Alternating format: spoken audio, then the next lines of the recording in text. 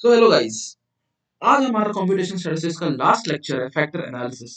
बहुत ही शानदार यूनिट है ये। इस यूनिट को पढ़ने के बाद आपको समझ में आएगा कि हमने जितने भी चैप्टर्स किए अभी तक फैक्टर एनालिसिस के पहले, principal component analysis, discrete analysis, multivariate normal distribution, clustering को छोड़ के जितने भी हमने चैप्टर्स किए उन सबके एप्लीकेशंस हमें फैक्टर एनालिसिस में दिखेंगे।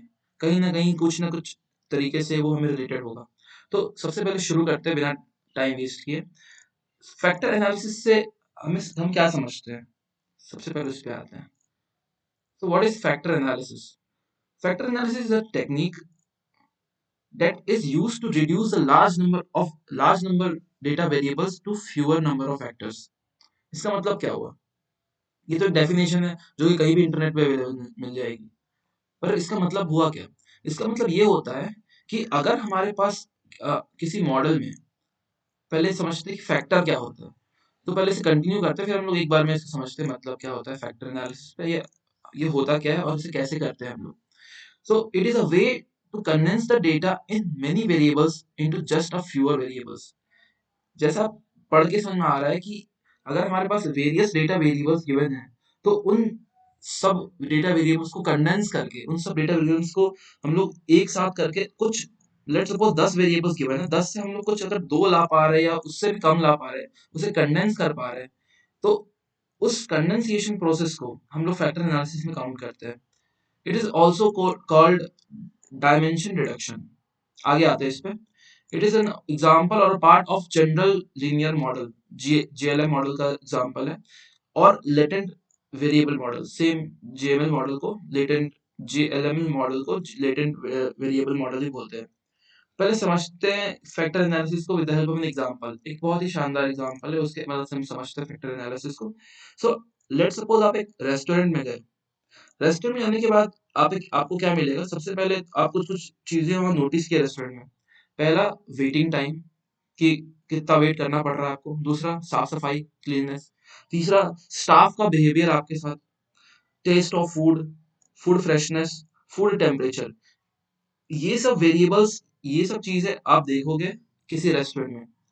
तो क्या आप इस जितने भी वेरिएबल्स है यहाँ पर, क्या मैं बोल सकता हूँ कि ये एक फैक्टर है? किसी रेस्टोरेंट को जज करने के लिए कितने फैक्टर है, कितने फैक्टर्स पर रेस्टोरेंट कितना बेटर है, इन फैक्टर्स पे हम लोग जज कर सकते हैं। हाँ। तो इन फैक्टर्स को हम लोग कैसे कंडेंस कर सकते हैं, मतलब कैसे इसे एक कम कर सकते हैं फैक्टर्स को। तो हम लोग बोल सकते हैं कि जो ऊपर के 3 हैं वो सर्विस एक फैक्टर हो सकता है। ये हमने खुद से एक फैक्टर बनाया सर्विस। इन सर्विस फैक्टर को हम लोग इनको इसको कन्विंस करके सर्विस फैक्टर में डाल सकते हैं। और फूड की क्वालिटी को हम लोग एक खुद से एक फैक्टर बना के उस पे डाल सकते हैं। तो इसका मतलब हमने क्या किया? हमने गिवन फैक्टर्स को कंडेंस कर दिया खुद के बनाए हुए फैक्टर्स में। यानी कि ये फैक्टर्स कहीं मेंशन नहीं थे अपने क्वेश्चन में, या कुछ भी ऐसा कोई फैक्टर एग्जिस्ट ही नहीं करता सर्विस और फूड क्वालिटी का। पर हमने खुद का एक फैक्टर बनाया और इन फैक्टरों को हमने इसमें कंडेंस कर दिया।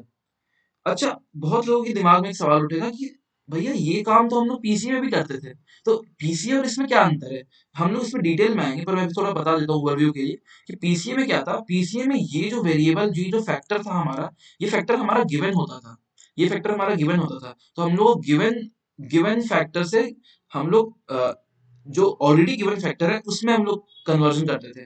पर फैक्टर एनालिसिस में मेन मेन डिफरेंस क्या है कि इसमें जिसमें हमने कन्वर्ट करना है वो फैक्टर गिवन नहीं होता है। तो ये जो इमेजिनरी फैक्टर है, ये जो गिवन नहीं होता है, इसे हम लोग बोलते हैं फैक्टर और latent variable. Next slide. What is latent variable? Latent variable is also known as factor. They are the variable that are not directly observed but are inferred from other variable. यानी कि वो directly तो नहीं आए हैं, पर वो कुछ वेरिएबल्स से ही मतलब बने हैं। और लेटेंट वेरिएबल को प्रोसेस करने के लिए हमारे पास जो मॉडल होता है उसे हम लोग बोलते हैं latent variable model. So the model used to process that latent variable is known as latent variable model. Latent variable model का एग्जांपल आप बोलोगे, लेटेंट वेरिएबल का एग्जांपल दो, तो मैं बोलूंगा क्वालिटी ऑफ लाइफ। क्या आप किसी मेजर कर सकते हो? नहीं। मोरल, किसी का मोरल या किसी के मोराल आप बोल सकते हो कि क्या उसे मेजर कर सकते हो? नहीं।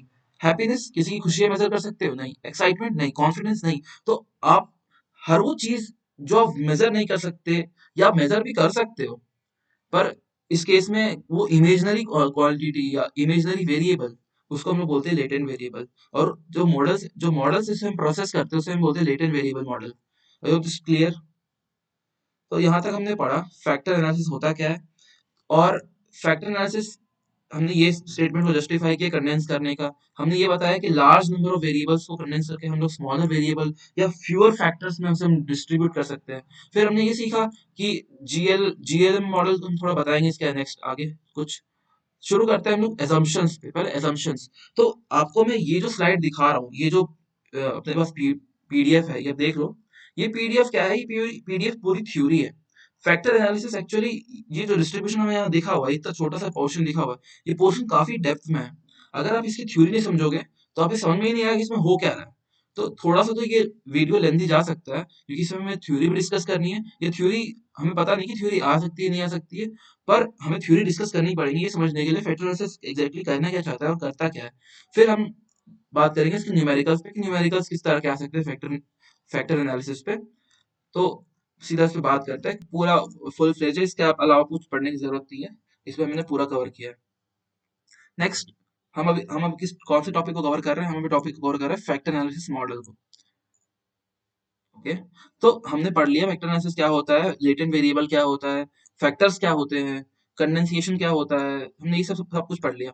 अब हम शुरुआत करते हैं कि फैक्टर एनालिसिस जब हम लोग मॉडल इंप्लीमेंट करते हैं, कोई भी मॉडल जब हम लोग इंप्लीमेंट करते हैं ना, तो हमने कुछ अजम्पशंस मान के चलते हैं उस मॉडल पे, क्योंकि कोई भी मॉडल एक आइडियल मॉडल होता है, और रियल लाइफ में कोई मॉडल परफेक्टली एलिजिबल नहीं होता, परफेक्टली यूज नहीं किया जा सकता। तो कुछ assumptions मानते हैं। क्या assumptions मानते हैं? पहला assumptions ये है, नो आउटलाइनर्स और missing values of the data, यानी कि डेटा मस्ट बी क्लीन, यानी कि डेटा क्लीन होना चाहिए, इन द सेंस कि कोई भी डेटा के जो वैल्यूज है वो मिसिंग नहीं होने चाहिए। ये तो सिंपल है कि अगर हम कुछ प्रेडिक्ट करना चाह रहे हैं, कुछ फोरकास्ट करना चाह रहे हैं, और हमारे पास डेटा ही मिसिंग है, तो वो तो हम इग्नोर करेंगे। Null values must be ignored to reduce data redundancy. ये तो सिंपल थ्योरी है। तो यही है कि नो आउटलाइनर्स और missing values in the data. Second, sample size must be greater than factor size, और इसका जो रेशियो होना चाहिए वो 1:5 का रेशियो होना चाहिए।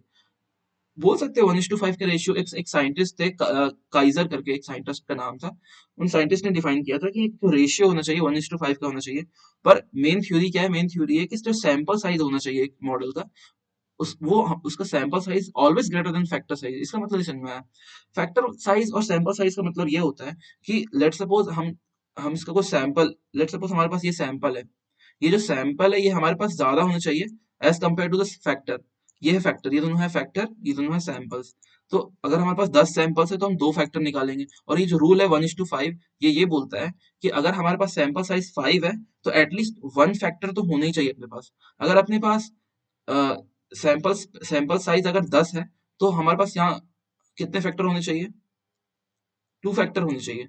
तो इस टाइप का आप समझ सकते हो, एक बेसिकली लिखने का तरीका है ताकि एक्यूरेट रिजल्ट आए। तो factor must be lesser than sample size. Next point है, variable must be interrelated. मतलब इसका मतलब क्या हुआ कि जो वेरिएबल है वो एक दूसरे से कोवेरियंस या कोरिलेशन में होने चाहिए। Correlation of data must based on correlation of data. और इस मतलब डेटा को हम लोग ग्रुप कर सके एक साथ, उसको बैरेट एक साइंटिस्ट का नाम था, बैरेट टेस्ट से भी हम कर सकते हैं, पर बैरेट टेस्ट हमें सीखना नहीं है, बस इस नाम से याद रखते हैं कि बैरेट टेस्ट होता है। उसमें हम डेटा को जो ग्रुप करते हैं ना, ग्रुपिंग ऑफ डेटा में बैरेट टेस्ट काम आता है। और ये कोरिलेटेड डेटा होना चाहिए, ये इंपॉर्टेंट है। मेट्रिक वेरिएबल्स आर एक्सपेक्टेड, यानी कि जो वेरिएबल्स है वो न्यूमेरिक होने चाहिए। क्या कॉन्फिडेंस को कोई मेजर कर सकता है? नहीं। क्या कोई मोरल को मेजर कर सकता है? नहीं। तो डेटा अगर न्यूमेरिक ही नहीं है तो हम उसे मेजर कैसे कर सकते हैं? तो डेटा मस्ट बी न्यूमेरिक, और data must be normalise. Normalise पे कुछ कुछ पैरामीटर्स होते हैं जिससे को डेटा को नॉर्मलाइज किया जाता है। नल वैल्यू इसमें नहीं होनी चाहिए, उसमें और सर्टेन चीज नहीं होनी चाहिए। आपने पढ़ा होगा डीबीएमएस में कि डेटा को नॉर्मलाइज कैसे करते हैं। तो जो डेटा हम इसमें यूज करेंगे वो डेटा नॉर्मलाइज होनी चाहिए। या नेक्स्ट हम पढ़ते हैं, नेक्स्ट टॉपिक है अपना purpose of F purpose of factor analysis. क्योंकि फैक्टर एनालिसिस हम पढ़ तो रहे हैं, जैसे आपने भैया समझा दिया कि एजम्पशंस क्या होता है, आपने समझा दिया फैक्टर एनालिसिस होता क्या है, आपने उसका एग्जांपल भी दे दिया। आप ये बताओ कि हम पढ़ते ही क्यों हैं? क्यों हमने इतना चैप्टर्स पढ़े? वो हम क्या कम थे जब हम फैक्टर एनालिसिस को एक नया चैप्टर पढ़ रहे हैं? सो फैक्टर एनालिसिस बेसिकली हम अभी वेरियस कारणों से पढ़ते हैं, पर अभी हम कोई 4 बेस्ट कारण देखते हैं इसका। पहला है डेटा रिडक्शन। अगर आपके पास हंड्रेड्स ऑफ डेटा है, थाउजेंड्स ऑफ डेटा है, और आप चाहते हो कि थाउजेंड्स ऑफ डेटा को हम हंड्रेड्स ऑफ डेटा या tens of twenties of data में डिस्ट्रीब्यूट कर सके, तो उस डिस्ट्रीब्यूशन, उस डेटा रिडक्शन में हम लोग का एफए काम आता है। Latent variable analysis, like confidence can't be measured but can be formulated using other variables. मतलब कॉन्फिडेंस को मेजर तो नहीं किया जा सकता, पर उसे हम एक कैटेगरी में जरूर बांट सकते हैं कि जो जिनका कॉन्फिडेंस काफी हाई है वो एक ग्रुप में आ जाए, जिनका कॉन्फिडेंस कंपैरेटिवली लो है वो एक ग्रुप में आ जाए, जिनका कॉन्फिडेंस ही नहीं है वो डिप्रेशन में चल रहे हैं वो तीसरे ग्रुप में आ जाए। तो हम उसे फॉर्मुलेट जरूर कर सकते हैं पर हम उसे मेजर नहीं कर सकते। तो ये काम आता है फैक्टर एनालिसिस का। तीसरा एग्जांपल है simplification of items into subset of component. मतलब अगर बहुत सारे आइटम्स हैं अपने ग्रुप में तो उसे हम लोग एक सबसेट में, एक सेट में बांट सकते हैं। चौथा है डायमेंशनल डिडक्शन।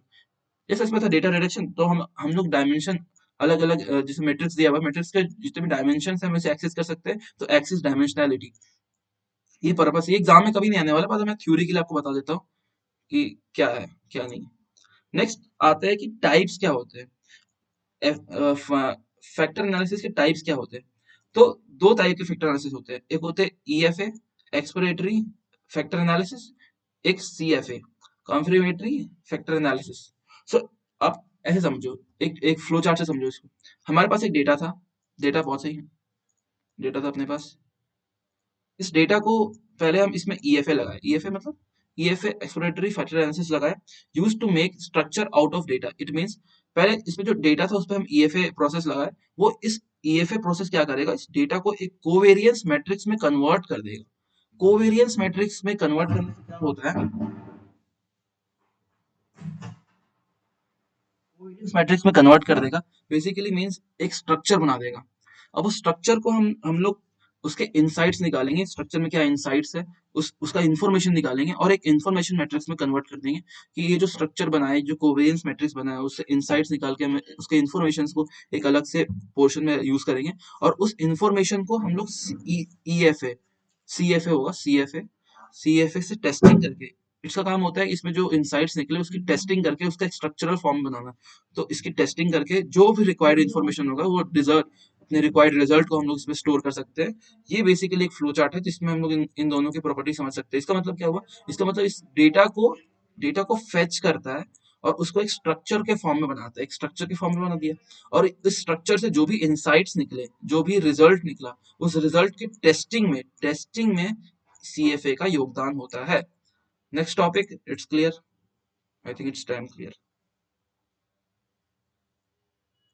नेक्स्ट टॉपिक क्या है, नेक्स्ट टॉपिक है एक्सप्लोरेटरी फैक्टर एनालिसिस में कितने तरह होते हैं, कितने टाइप्स होते हैं। तो first is PCA, the most famous, the most popular principal component analysis.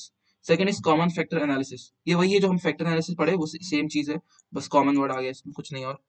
Second, third is factor image factoring. Image factoring make use of correlation metrics from image data by OLS regression.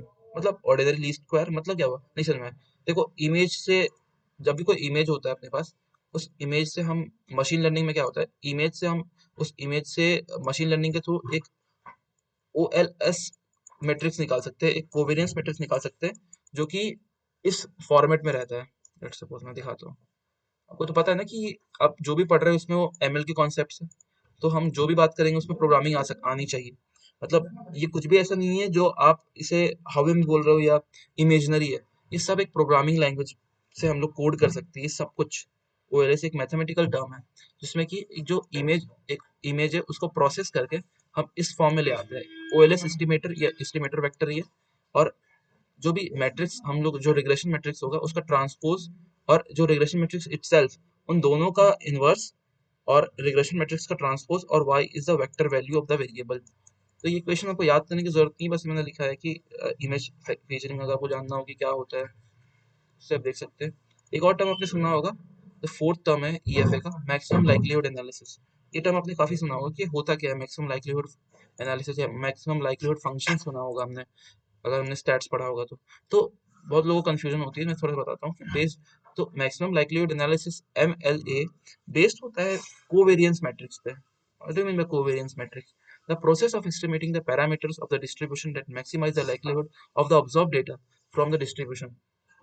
यानी कि अगर हमारे पास कोई distribution है, अगर हमारे पास कोई भी डिस्ट्रीब्यूशन है, कोई भी डिस्ट्रीब्यूशन है, इस डिस्ट्रीब्यूशन में हमारे पास कुछ पैरामीटर्स होंगे। लेट्स सपोज एक डिस्ट्रीब्यूशन, एक बैग है हमारे पास, उस बैग में हमारे पास कुछ पेन, कुछ बॉल्स है। तो अब बॉल्स की कलर क्या हो सकती है, साइज क्या हो सकता है, बॉल्स का शेप क्या हो सकता है, ये कुछ पैरामीटर्स है। इन पैरामीटर्स के हेल्प से अगर हम बता सके कि इस बॉल में जो, इस बैग में जो बॉल्स है वो कैसे बॉल्स है, इन पैरामीटर्स के हेल्प से, कि अगर बैग में जो बॉल है वो रेड कलर के है, साइज उसकी 5 सेंटीमीटर के रेडियस के या डायमीटर के है, और उसकी शेप सर्कुलर है, तो हम ये बता सकते हैं, ये प्रेडिक्ट कर सकते हैं कि उसमें जो डेटा होगा, वो ऑब्जॉर्व डेटा उस डिस्ट्रीब्यूशन में क्या होगा।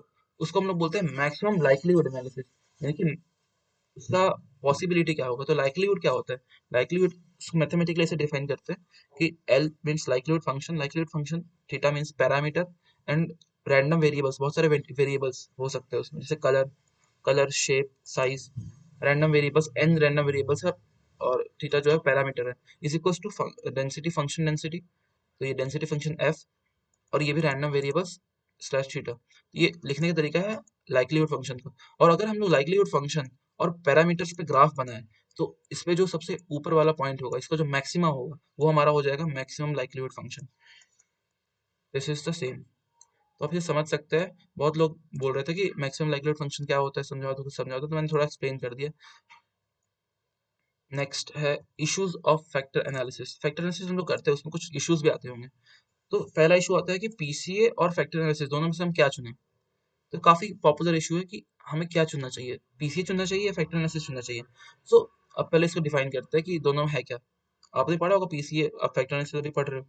Use to find variables that forms that form observe variables. ने बोला था कि जब हम लोग, जैसे मैंने आपको बताया था इधर, कि इसमें ये जो फैक्टर्स थे पीसीए में, ये ऑलरेडी गिवन रहते हैं, अपने को ऑब्जर्व रहता है, मतलब ये गिवन रहता है।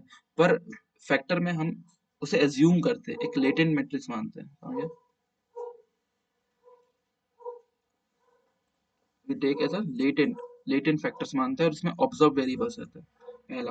दूसरा, जैसे house pricing data set, house pricing data set में जब हम लोग प्रेडिक्शन करते हैं, तो हमारे पास डेटा गिवन रहता है कि किस ईयर में कितना हाउस हाउस का प्राइस क्या था, तो वो गिवन रहता है, उसके बेस में हम लोग नेक्स्ट ईयर का प्रिडिक्ट करते हैं। पर इस केस में ऐसा नहीं है, फैक्टर एनालिसिस के केस में हमें गिवन नहीं रहेगा कि क्या प्राइसिंग था या क्या अपना आउटकम आया था। नेक्स्ट है we take total variance. Total variance हम इसमें लेते हैं पीसीए में, इट मींस यूनिक भी लेते हैं, एरर भी लेते हैं, कॉमन वेरिएंस भी लेते हैं। और फैक्टर एनालिसिस केस में we take only common variables, common variance. Next question ये आता है कि सो क्या चुनना चाहिए हमें, पीसीए चुनना चाहिए, एफए चुनना चाहिए। तो टू फाइंड लेटेंट वेरिएबल, अगर हमें लेटेंट वेरिएबल फाइंड करना है, अगर हमें एज्यूम्ड वेरिएबल फाइंड करना है, तो हम फैक्टर एनालिसिस चुनेंगे। और अगर हमें एलिमिनेट करना है वेरिएबल्स को, जिसमें कि डोमिनेंट वेरिएबल जो होगा, सिर्फ हमें वो शो करना है, या सिर्फ उसके उसके कैरेक्टरिस्टिक के बेसिस पे हमें पूरा नेचर डिफाइन करना है, तो हम लोग पीसीए चुनेंगे। Next next problem is how to interpret it. तो एक टर्म आता है लोडिंग। तो factor loading is a correlation coefficient of the variable and factor. It means, क्या मतलब उसका, कि हमें जो डेटा डेटा सेट जो हमें प्रोवाइड किया गया है, मान लेते हैं हमने एफए चुन लिया या पीसीए चुन लिया, अब उसके बाद नेक्स्ट स्टेप क्या होगा, उसके बाद नेक्स्ट स्टेप होगा कि उसे हम कैसे, कि उसे हम कैसे डिफाइन करें। यानी कि एग्जांपल, अगर हमारे पास 10 वेरिएबल है, 10 वेरिएबल के साथ हमारे पास 3 फैक्टर है, तो ये 10 वेरिएबल कैसे डिस्ट्रीब्यूटेड होंगे इन 3 फैक्टर्स में, उसको हाउ मच, ये टर्म आता है ना, हाउ मच, कितने कितने कितने 3 वेरिएबल अपने पास, लेट्स सपोज। तो ये 10 वेरिएबल कितने कितने डिस्ट्रीब्यूट हो सकता है, इसमें 3 हो सकता है इसमें 10 में से इसमें 4 हो सकता है इसमें 2 ही हो, तो कितने उसके हाउ मच, वो जो क्वांटिटी होता है उसको पूछते हैं लोडिंग वेरिएबल। नेक्स्ट एक क्वेश्चन आता है कि हाउ मेनी फैक्टर्स, अगर हमें फैक्टर निकालना है तो कितने फैक्टर हो सकते हैं। तो हमने पढ़ा था कि सैंपल साइज में द रूल ऑफ थंब इसको बोलते हैं, 1:5 होनी चाहिए। अगर नहीं, अगर 5 ऑब्जर्वेशन है तो एटलीस्ट 1 वेरिएबल तो होनी ही होनी चाहिए। और अगर नंबर ऑफ फैक्टर्स निकालना है हमें कि कितने नंबर ऑफ फैक्टर होने चाहिए, तो हम लोग दो तरीके से निकाल सकते हैं। एक स्क्रीप प्लॉट बना सकते हैं, स्क्रीप प्लॉट देखिए क्या होता है, इसको बोलते हैं स्क्रीप प्लॉट। इसमें जो बेंडिंग आ रही है, इस बेंडिंग को हम लोग स्टडी करके बता सकते हैं कि क्या हो रहा है। बेंड इन प्लॉट, स्क्रीप प्लॉट से हम बता सकते हैं कितने फैक्टर्स हैं, इस वजह से कितने फैक्टर्स है, ये डिफाइन कर सकते हैं, 1 2 3, कितने बेंडिंग की वजह से क्या क्या फैक्टर्स है। और दूसरा तरीका है लेटेंट ट्रूथ क्राइटेरिया। इसमें क्या होता है, आइगन वैल्यू का वैल्यू ग्रेटर देन 1 होता है, जिस फैक्टर में आइगन वैल्यू का जो वैल्यू हो वो ग्रेटर देन 1 हो, उसमें हम लोग उसी फैक्टर को रिटेन करते हैं। अब आइगन वैल्यू कैसे फाइंड करें? तो यहाँ पर मान लेते हैं नंबर ऑफ वेरिएबल्स और यहाँ पर मान लेते हैं फैक्टर्स है। तो जो कॉलम का जो सम है, कॉलम का जो सम है उसको हम लोग आइगन वैल्यू बोलते हैं। तो जैसे इसका कॉलम का सम करेंगे तो कितना आएगा? 0.5 प्लस 0.7 प्लस 0.4, 9 प्लस 0.7, 0.9 प्लस 0.7, जो भी आएगा एटलीस्ट 1 से तो ग्रेटर ही आएगा। तो 1 से ग्रेटर आ रहा है यानी कि उसका जो लेटेंट रूट के एरिया के हिसाब से वो फैक्टर हो, मतलब उसको हम लोग फैक्टर में रिटेन करेंगे। बाकी अगर वो 1 से बड़ा नहीं आता है, अगर 1 से छोटा आता है तो उसे हमें फैक्टर में कंसीडर नहीं करेंगे। नेक्स्ट, ये हम आप यहाँ पर हमारी पूरी थ्योरी खत्म हो चुकी है फैक्टर एनालिसिस की। अब इस थ्योरी से हमें ये समझना चाहिए कि ये थ्योरी एग्जाम में नहीं आने वाली। ये थ्योरी हमें समझनी चाहिए कि हम जब इसे सॉल्व करेंगे तो हम कर क्या रहे हैं। उसके लिए हमने थ्योरी समझा। अब हम बात करते हैं कि क्या एग्जाम में आने वाला है। एग्जाम में आने वाले न्यूमेरिकल, तो न्यूमेरिकल पे चलते हैं। फैक्टर एनालिसिस में हमने अभी तक क्या कवर किया है इसके हिसाब से? कॉमन फैक्टर्स क्या होते हैं, डिटरमाइनिंग नंबर ऑफ फैक्टर्स कैसे निकालते हैं, transforming analysis solution of factor score, ये दो चीज हम अभी पढ़ने वाले हैं। नेक्स्ट, एक टर्म जैसे मैं बताया था फैक्टर लोडिंग क्या होता है, तो आप इसे रीड कर सकते हैं, अपलोड कर दूंगा मैं उसकी थ्योरी थोड़ा। एक मेथड होता है सेंट्रोइड मेथड, फैक्टर एनालिसिस निकालते कैसे हैं हमने पढ़ लिया कि होता क्या है, हमने पढ़ लिया असम्पशंस क्या है, हमने पढ़ लिया इसका यूज क्या है, पर्पस क्या है। अब नेक्स्ट है कि निकालते कैसे हैं। तो तीन तरीके हैं। पहला तरीका सेंट्रोइड मेथड, उसी को हम सीखेंगे। पीसीए आपको आता है, दूसरा तरीका था पीसीए, तीसरा तरीका तरीका था मैक्सिमम लाइक्लीहुड फंक्शन। वो एग्जाम में नहीं आने वाला है क्योंकि वो काफी एडवांस टॉपिक है, उस पर अभी रिसर्च जारी है। हम लोग सेंट्रोइड मेथड यूज करते हैं। सेंट्रोइड मेथड क्या है? बेसिकली अगर आपके पास, let me zoom in, yes, अगर आपके पास एक ग्राफ इस टाइप गिवन है, इस ग्राफ में क्या है, ये वेरिएबल्स गिवन है और ये भी इधर भी वेरिएबल्स गिवन है, इस टाइप का कुछ ग्राफ गिवन है। तो आप इसे निकालना है, फैक्टर एनालिसिस निकालना है विद यूजिंग सेंट्रोइड मेथड। तो कैसे करोगे? तो work out with first and second centroid factors from the given information. अब सीधे समझते हैं, क्वेश्चन पे चलना है। Question stand like that. हमें पता था कि पहले तो सबसे पहला स्टेप है कि हम जो भी उसका कॉलम है उसको सम करेंगे। तो हर एक कॉलम का सम करेंगे, देख लाइक दिस, सब कॉलम का सम किया हमने।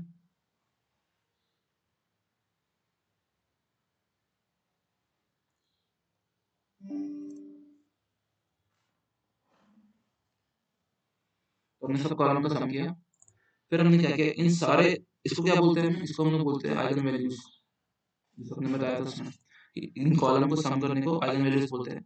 फिर इन जितने भी कॉलम से इसको सम करने के बाद टोटल सम लिए, टोटल सम लेने के बाद इसका रूट अंडर कर लिए। इसको रूट अंडर करना जरूरी है फैक्टर एनालिसिस में। तो अब इसको रूट अंडर करने के बाद हम इसका फैक्टर, सेंट्रोइड फैक्टर निकालेंगे, फर्स्ट सेंट्रोइड फैक्टर। हमें फर्स्ट और सेकंड दोनों निकालना था एज पर द क्वेश्चन।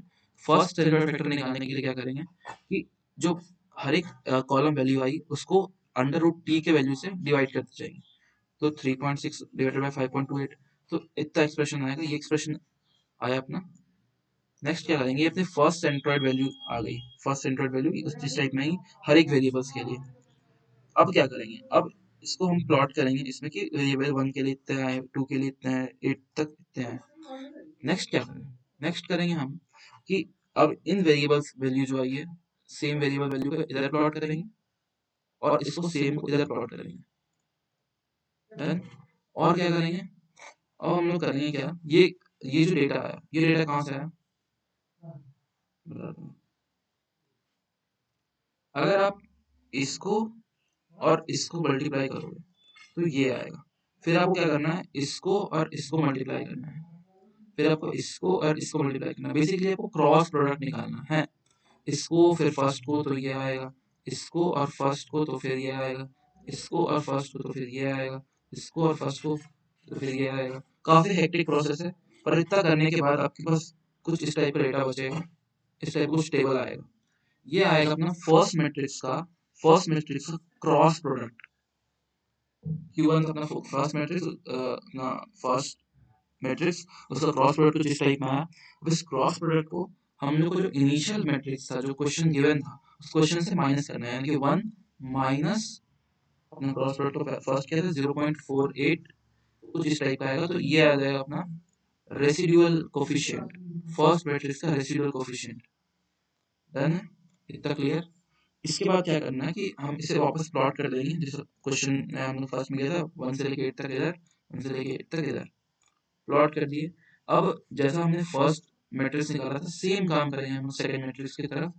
तो सेम काम करने मतलब इन सबको ऐड करना, फिर उस कॉलम में वैल्यू इसका ऐड करना, कॉलम वैल्यू इसको ऐड करना, कॉलम वैल्यू, और फिर सारों को ऐड करके उसका रूट निकालना। तो और फिर इतना करने के बाद हमारे पास जो भी रूट निकला, अब इंडिविजुअल कॉलम वैल्यूज को डिवाइड करेंगे, तो ये हमारे पास आ जाएगा सेकंड सेंट्रोइड फैक्टर। कुछ वैल्यू नेगेटिव भी हो सकती है, कोई दिक्कत नहीं है इसमें। और फिर सेकंड मैट्रिक्स ये सेकंड सेंट्रोइड फैक्टर निकालने के बाद हम उसे वापस प्लॉट कर देंगे, अपना फर्स्ट सेंट्रोइड फैक्टर, ये अपना सेकंड सेंट्रोइड फैक्टर, और ये अपना आंसर हो जाएगा। कभी भी हमारे पास क्वेश्चन आए सेंट्रोइड फैक्टर के मेथड से निकालना, या कुछ भी फैक्टर एनालिसिस निकालो, या कुछ भी फैक्टर वैल्यू निकालो, तो हम सेंट्रोइड फैक्टर यूज करेंगे इस टाइप का गिवन क्वेश्चन के आंसर में और टेबल में आएंगे। ये क्वेश्चन 14 मार्क्स का आना ही चाहिए, single question. Next factor scores, last topic हमारा फैक्टर स्कोर्स क्या होता है, और हमने ऑलमोस्ट 99% सिलेबस कवर कर लिया है कुछ 25 मिनट्स में। तो आप चाहे तो कमेंट कर सकते हो, लाइक भी कर सकते हैं, ये लड़का बहुत मेहनत कर रहा है। चलो, फैक्टर स्कोर्स। फैक्टर स्कोर्स का एस्टिमेशन क्या होगा? सबसे पहले मैं आपको इसमें थोड़ा कंफ्यूज नहीं करूंगा, फैक्टर स्कोर्स काफी टिपिकल टॉपिक है। इस टॉपिक में अभी भी कहीं पर भी इंटरनेट में कहीं पर भी मैंने सैकड़ों रिसर्च पेपर्स देख लिए, बुक्स पढ़ ली, कहीं पर भी कोई क्लियर डिस्क्रिप्शन नहीं दिया हुआ। क्योंकि फैक्टर दो पैरामीटर्स में काम करता है, एक अपने एमएल में काम करता है, स्टैट्स में अलग काम करता है, मशीन लर्निंग में अलग काम करता है, और मैथमेटिक्स में अलग काम करता है। तो तीनों में जब अलग अलग जगह पे काम होता है, अलग अलग फंक्शंस पे काम होता है, अलग अलग ऑपरेशंस पे काम होता है, तो इसे एक समराइज करना, क्योंकि हमारे सिलेबस कंप्यूटेशन स्टैटिस्टिक्स में हमें स्टैटिस्टिक्स भी पढ़ना है और कंप्यूटेशन भी पढ़ना है, तो यानी कि हमें दोनों को कंपेयर करके चलना है। उस केस में हमें कुछ तो अलग करना पड़ेगा। तो अभी हम अगर आप हायर स्टडी करेंगे स्टैटिस्टिक्स में तो आपको रियलाइज होगा। अभी मैं बता दूंगा कि फॉर्मूला के बेसिस में कैसे काम कर रहा है फैक्टर स्कोर्स। ये तो काफी कॉम्प्लेक्स है। तो सबसे पहले तो फैक्टर स्कोर्स होता क्या है पहले वो समझते हैं। तो जैसा मैंने आपको बताया था, फैक्टर लोडिंग, अगर आप डिस्क्रिप्शन पढ़ोगे फैक्टर लोडिंग कि एक फैक्टर की वैल्यू कितनी होगी एक पर्टिकुलर डिस्ट्रीब्यूशन में, उसको फैक्टर लोडिंग बोलते हैं। और same goes with factor scores, एक फैक्टर की value, how much the value of this factor in a particular distribution, this is called factor score. Its factor score. उसका फॉर्मूला होता है, क्या फॉर्मूला होता है? Y I is equal to mu L F I sigma I, this is the formula. फिर I मतलब कोई भी नेचुरल नंबर हो सकता है, और फैक्टर स्कोर को हम लोग F1 से Fn तक नोट कर सकते हैं। बेसिकली एक फॉर्मूला होता है, इस फॉर्मूला में क्या होता है कि जो अपना ये यू आई और जो एप्सिलॉन आई है, ये दोनों कुछ नहीं, ये दोनों आप इसको कांस्टेंट माने, और एल जो है वो अपना लाइक्लीहुड फंक्शन होता है, और एफ जो है अपना फैक्टर स्कोर का वैल्यू होता है। नेक्स्ट ये अपना एक्सप्रेशन आ जाएगा फैक्टर स्कोर का, ये सब देख लेना, सब याद कर लो तो फैक्टर स्कोर का डेफिनेशन को। मैं बता दूं कि फैक्टर स्कोर पे अभी भी रिसर्च चल रही है, काफी रिसर्च पर कुछ कुछ महीनों में पब्लिश होते हैं इस पर। 3 मेथड है जिसके मदद से हम फैक्टर स्कोर को फाइंड कर सकते हैं, बस हमें इसके मेथड्स का नाम जानना है, हमें मेथड्स को सॉल्व नहीं करना। एक है ऑर्डिनरी लीस्ट स्क्वायर मेथड, एक है वेटेड लीस्ट स्क्वायर मेथड, एक है रिग्रेशन मेथड। 3 मेथड से हम इसको सॉल्व कर सकते हैं, और ये एक्सप्रेशन है। बस आप इतना इतना कर लो, और ये जो डेफिनेशन है, ये जो थ्योरी लिखी है, आप इसे उस पर लिख के आ जाओ एग्जाम में, आपको फैक्टर स्कोर के पूरे नंबर मिल जाएंगे। बाकी यहाँ पर चैप्टर पूरी तरह से खत्म हो चुका है, हमने ऑलमोस्ट सब कुछ ही कर लिया। फैक्टर मॉडल एनालिसिस पढ़ लिया, एक्सट्रैक्टिंग कॉमन फैक्टर, यानी कि कॉमन फैक्टर क्या होते हैं और उसे हम कैसे एक्सट्रैक्ट कर सकते हैं, तो उसके मेथड हमने बताए थे, 2 मेथड होते हैं फैक्टर एनालिसिस के। Third is common determining factor, how many factor, तो डिटरमाइन करने के 2 तरीके होते हैं, मैंने वो भी बताया था। ट्रांसफॉर्मेशन फैक्टर एनालिसिस सॉल्यूशन, वो न्यूमेरिकल जो मैंने किया वो सेम इस पे आता है। और लास्ट में मैंने फैक्टर स्कोर भी डिस्कस कर लिया, जिससे हमारा पूरा सिलेबस खत्म है। हमारा सीएसटी का पूरा सिलेबस मैंने डन कर लिया। अब नेक्स्ट मूव करेंगे नेक्स्ट सब्जेक्ट की तरफ। आपको जो सब्जेक्ट पढ़ना हो आप कमेंट कीजिए, वीडियो पसंद आए तो लाइक कीजिए, सब्सक्राइब कीजिए। Thank you and have a nice day.